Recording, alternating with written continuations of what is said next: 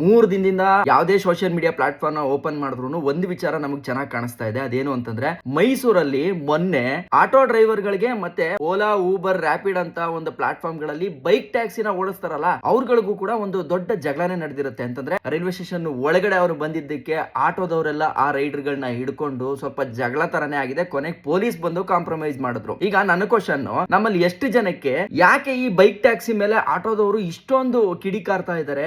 ಆಟೋದವ್ರಿಗೆ ಇದರಿಂದ ಪ್ರಾಬ್ಲಮ್ ಏನು? ಜೊತೆಗೆ ಬೈಕ್ ಟ್ಯಾಕ್ಸಿ ಲೀಗಲ್ ಇಲ್ಲೀಗಲ್ ಅನ್ನೋದು ಕೂಡ ನಮಗ್ ಗೊತ್ತಿಲ್ಲ. ಅದಕ್ಕೆ ನಾನು ಏನ್ ಮಾಡಿದೀನಿ, ಕ್ಲಿಯರ್ ಆಗಿ ಆಟೋದವ್ರಿಗೆ ಮತ್ತೆ ರ್ಯಾಪಿಡ್ ಅವ್ರಿಗೆ ಆಗಿರೋ ಪ್ರಾಬ್ಲಮ್ ಗಳೇನು, ಜೊತೆಗೆ ಈ ಬೈಕ್ ಟ್ಯಾಕ್ಸಿ ಅನ್ನೋ ಕಾನ್ಸೆಪ್ಟ್ ಫಸ್ಟ್ ಎಲ್ಲುಟ್ಟಿತು, ಇಂಡಿಯಾದಲ್ಲಿ ಅದರ ಲೀಗಾಲಿಟಿ ಹೆಂಗಿದೆ, ಅದು ಕರ್ನಾಟಕದಲ್ಲಿ ಇದು ಲೀಗಲ್ ಇಲ್ಲೀಗಲ್ ಅನ್ನೋ ಕಂಪ್ಲೀಟ್ ಡೀಟೇಲ್ಸ್ ಆ ವಿಡಿಯೋದಲ್ಲಿ ಮಾಡಿ ಹಾಕಿದೀನಿ. ಅದರ ಲಿಂಕ್ ನೀವು ಇಲ್ಲಿ ಪ್ರೆಸ್ ಮಾಡಿದ್ರೆ ಸಿಗುತ್ತೆ. ಅಂಡ್ ನಿಮಗೆ ಆ ವಿಡಿಯೋ ನೋಡಿದ ಮೇಲೆ ನಿಮ್ಮ ಅನಿಸಿಕೆ ಏನನ್ನಿಸ್ತು ಅಂತ ಕೂಡ ಕಮೆಂಟ್ ಮಾಡಿ. ಜೊತೆಗೆ ಕಂಟೆಂಟ್ ಇಷ್ಟ ಆಯ್ತು ಅಂತಂದ್ರೆ ಮಾತ್ರ ಚಾನಲ್ಗೆ ಸಬ್ಸ್ಕ್ರೈಬ್ ಮಾಡಿ ಸಪೋರ್ಟ್ ಮಾಡಿ. ಸೊ ಇಲ್ಲಿ ಲಿಂಕ್ ಇದೆ, ಕೆಳಗಡೆ ಕ್ಲಿಕ್ ಮಾಡಿ ನೋಡಿ.